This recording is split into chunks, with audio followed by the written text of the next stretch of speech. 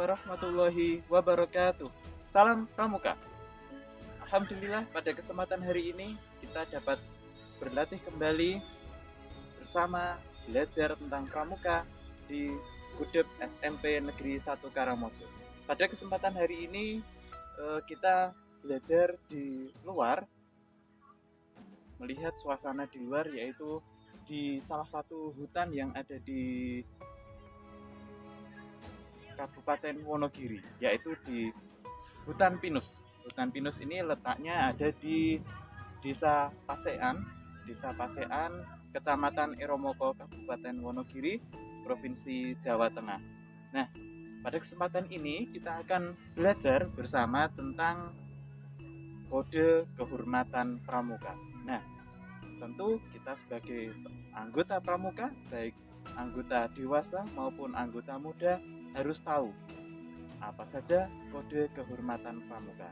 Nah, di dalam kepramukaan ada salah satu sebutan kode kehormatan. Kode kehormatan ini ada dua macam bagi pramuka, khususnya kita di Pramuka Penggalang ada dua, yaitu yang pertama Trisatya, kemudian yang kedua ada Dasa Dharma, di mana kode kehormatan ini merupakan salah satu dasar bagi anggota pramuka dalam melakukan berbagai aktivitas atau kegiatan. Nah, yang pertama, kita akan belajar tentang Trisatya. Nah, Trisatya itu adalah salah satu kode kehormatan di mana itu merupakan janji moral seorang, di mana itu adalah janji seorang anggota pramuka ketika dia dilantik menjadi pramuka. Misalnya adik-adik ini yang nanti akan dilantik menjadi pramuka penggalang atau dilantik menjadi penggalang ramu, penggalang rakit atau penggalang terap.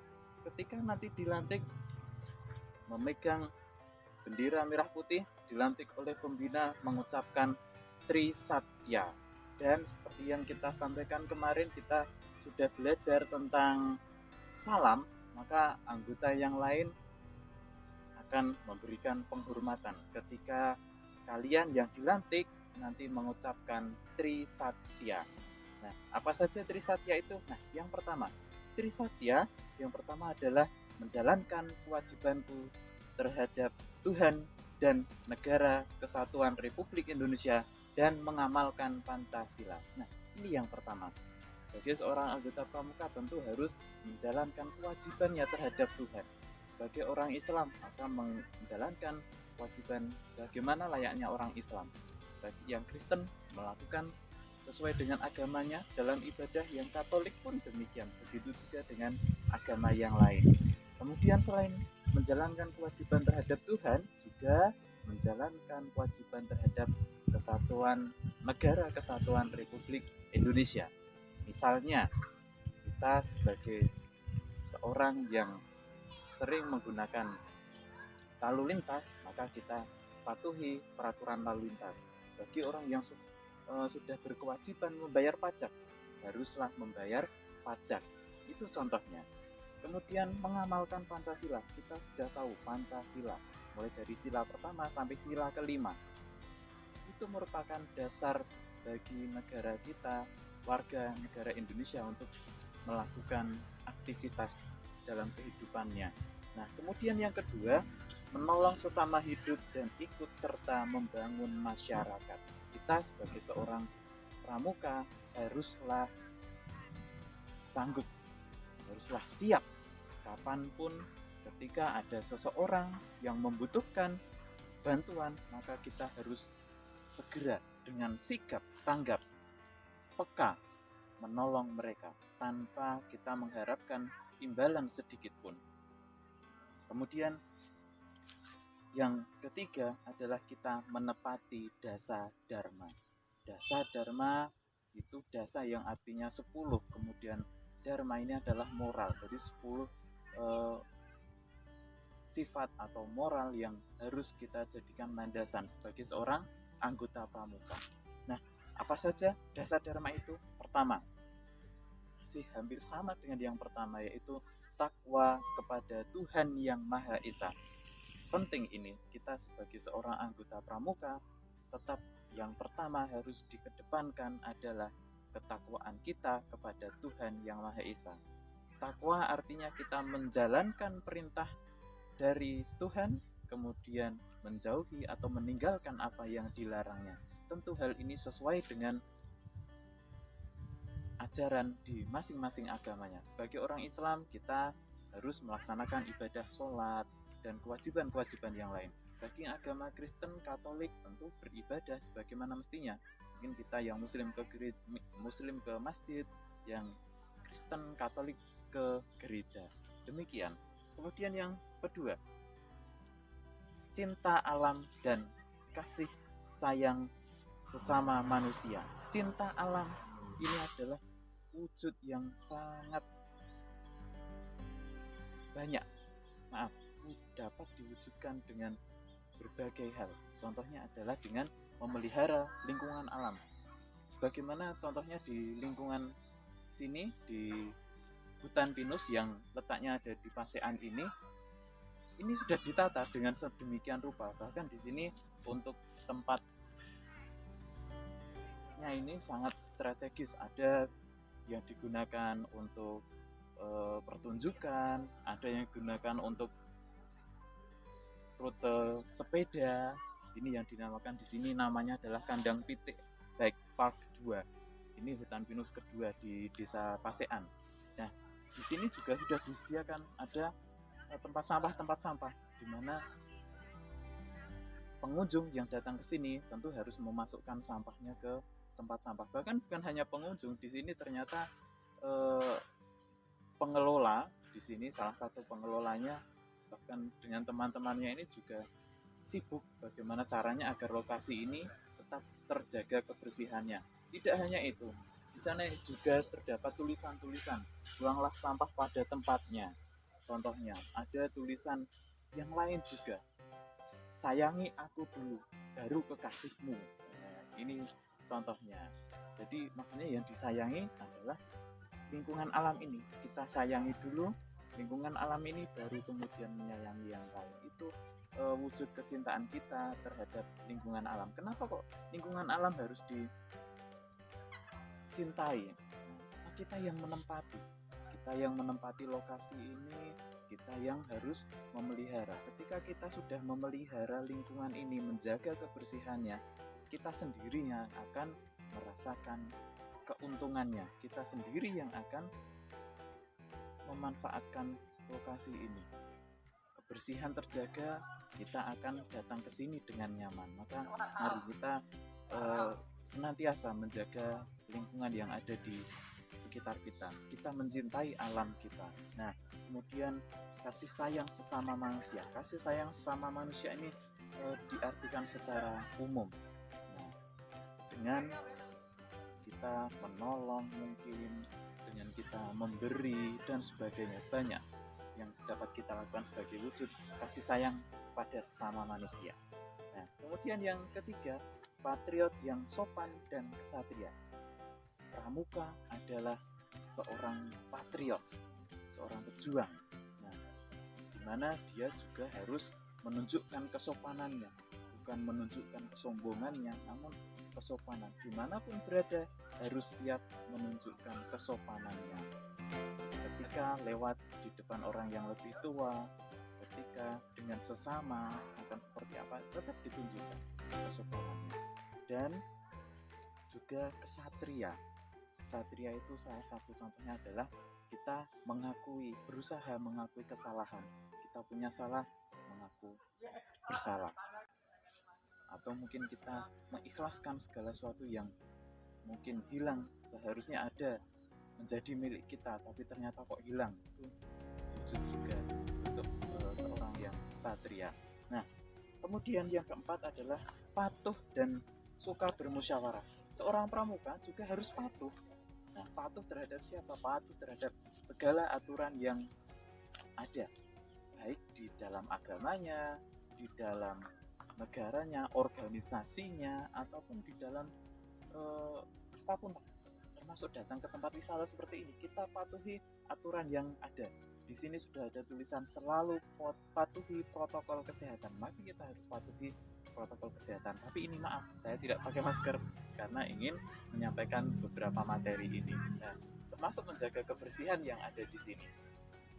Kemudian suka bermusyawarah. Nah, suka bermusyawarah ini dapat kita wujudkan dengan ketika ada sesuatu masalah, kita tidak langsung mengambil keputusan akhir, yaitu mungkin dengan berantem atau dengan langsung mengajak teman, tapi kita wujudkan dengan bermusyawarah. Kita duduk bersama, kemudian bermusyawarah bagaimana baiknya kondisi seperti ini, masalah ini bagaimana penyelesaiannya, seperti itu. Tidak kemudian kita langsung marah atau langsung apa, tapi semua harus dimusyawarahkan terlebih dahulu. Kemudian yang kelima, rela menolong dan tabah. Sama, seorang pramuka harus ikhlas dalam menolong siapapun, bahkan misalnya datang di tempat ini, harus sebagai pengunjung pun kita harus ikhlas ketika harus rela menolong pengelola yang ada di sini mengambil sampah mungkin yang ada di sini. Kita ikut membantu menjaga kelestarian yang ada di alam kita. Semua ternyata berkaitan. Dan kemudian seorang pramuka itu juga haruslah tabah dalam menghadapi berbagai cobaan yang ada. Seorang pramuka pun juga harus tabah, tidak kemudian melokro, tidak bersemangat ketika sedang mendapatkan ujian. Harus tabah. Kemudian seorang pramuka itu juga haruslah rajin. Rajin itu banyak, rajin dalam mengikuti latihan, rajin belajarnya, rajin ibadahnya, dan sebagainya. Kemudian dia juga harus terampil. Seorang anggota pramuka harus terampil dalam berbagai hal. Berusaha paling tidak. Tidak hanya terampil dalam bermain, tapi tidak hanya bermain game ya, tetapi juga terampil mungkin membuat tali, simpul tali, membuat kerajinan, ataupun berbagai hal. Kita harus berusaha, paling tidak berusaha. Kemudian seorang pramuka harus gembira. Nah, kegembiraan pramuka itu adalah dengan kegiatan. Kegiatannya seorang pramuka itu mengasyikan. Cuma mungkin karena kondisi pandemi ini kita terbatas sehingga tidak bisa melaksanakan kegiatan sebagaimana mestinya. Sebenarnya kita asyik ketika pramuka itu, kita ada game bareng-bareng yang luar biasa itu di sini. Nah, kemudian yang selanjutnya seorang pramuka itu harus hemat, cermat, dan bersahaja. Seorang pramuka ternyata dia harus hemat juga, tidak boros, tidak ketika punya uang tidak langsung untuk beli ini enggak, tapi haruslah seorang pramuka itu hemat, harus bisa memanage ini mana yang harus saya keluarkan saat ini, mana yang harus tidak saya keluarkan saat ini gitu. Kemudian seorang pramuka juga harus cermat dalam mengelola keuangan tadi ya maksudnya, atau cermat dalam hal-hal yang lain, tidak gerusah-gerusuh, harus cermat dan bersahaja artinya seorang pramuka pun dituntut untuk bersikap sederhana, juga harus tidaklah bermegah-megahan. Ketika memiliki harta apapun tidak bermegah-megahan, tapi harus sederhana. Kesederhanaan pramuka ditunjukkan satu, seragamnya semuanya sama. Kemudian dengan menggunakan tongkat sebagai senjatanya. Meskipun sebenarnya kita bisa menggunakan senjata yang lain, tapi dengan tongkat itu menunjukkan kesederhanaan juga. Dan tongkat ternyata bisa dimanfaatkan untuk berbagai hal, tidak hanya untuk hiasan, tidak hanya untuk sebagai bentuk hormat saja, tapi ternyata bisa untuk pioneering, bisa untuk tiang bendera, untuk membuat jembatan, bahkan bisa untuk membuat gerak-bar dan sebagainya. Kemudian seorang pramuka itu juga harus disiplin, berani, dan setia. Nah, seorang pramuka harus disiplin. Ketika latihan, datang tepat waktu, hadir, paling enggak kamu hadir, jangan sampai terlambat. Usahakan datang, minimal datang, terlambat enggak, sedikit tidak apa-apa, tapi usahakan setiap kali latihan datang, mengisi presensi. Nah, itu diantaranya. Kemudian kamu harus berani. Seorang pramuka ketika pembina atau mungkin kakak-kakak DP mungkin meminta kalian untuk menampilkan sesuatu, bernyanyi atau mungkin apa, silahkan kalian datang ke depan. Kalian datang ke depan, kemudian tunjukkan keberanian kalian. Dan juga seorang pramuka ini dituntut harus setia. Setia ini macam-macam, tidak hanya setia pada kekasih ya, tapi di sini bahkan itu belum saatnya kalau kalian. Tapi di sini adalah setia, misalnya setia kawan. Nah, contoh Dewan Penggalang yang ada di sekolah kita, DP itu punya satu kata, dia harus korsa. Korsa itu menunjukkan kesetiaan, kesetia kawanan. Ketika ada teman satu yang sepatunya harus hitam, maka semuanya harus hitam. Bahkan ketika ada anggota pramuka yang lain mungkin sedang mendapatkan hukuman untuk push up, untuk plank mungkin, maka semua akan ikut push up, ikut plank. Ketika yang perempuan dihukum dengan jumping jack itu, yang perempuan lain pun DP itu juga ikut jumping jack. Itu wujud kesetiaan, wujud korsa di dalam kepramukaan, utamanya di sekolah kita.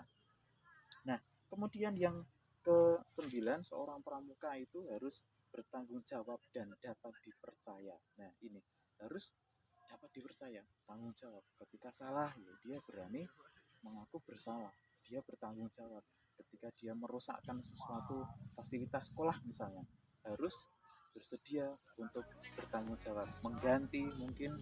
Dan tentunya seorang pramuka itu harus dapat dipercaya. Dapat dipercaya salah satunya dengan jujur. Kalau kalian sebagai pramuka sudah jujur, nanti orang lain itu akan percaya terhadap kalian. Itu. Kemudian yang terakhir, sebagai seorang pramuka haruslah suci pikirannya. Pikirannya harus suci, perkataannya, perbuatannya ini harus suci. Ini menandakan seorang pramuka harus dalam selalu berupaya agar pikirannya sehat, ucapannya sehat, dan juga perbuatannya pun juga perbuatan yang baik, tidak melanggar aturan. Demikian kode kehormatan yang harus kita patuhi sebagai seorang anggota pramuka. Yang pertama ada Trisatya, yang kedua ada Dasa Dharma. Semoga apa yang kami sampaikan pada kesempatan ini bermanfaat. Tugas untuk kalian adalah melakukan kegiatan atau aktivitas yang menunjukkan pengamalan terhadap Dasa Dharma Pramuka. Silahkan dari 10 tadi kalian pilih salah satu. Kemudian kalian foto ketika kalian melakukan aktivitas tersebut dan buat kolase. Kamu gabungkan foto tersebut dan silahkan akhirnya kalian upload ke IG, atau mungkin bisa kalian upload ke story WA ketika kalian tidak punya IG. Nah, jangan lupa di sana kasih caption. Captionnya adalah sesuai dengan apa yang kalian ambil dari Dasa Dharma tersebut. Nah, dari Dasa Dharma tersebut kalian buat captionnya, dan jangan lupa kalian tuliskan nama, kemudian regu kalian, dan berikan hashtag Pramuka Smepsaka. Demikian yang dapat kami sampaikan pada kesempatan ini. Semoga bermanfaat. Assalamualaikum warahmatullahi wabarakatuh. Salam Pramuka.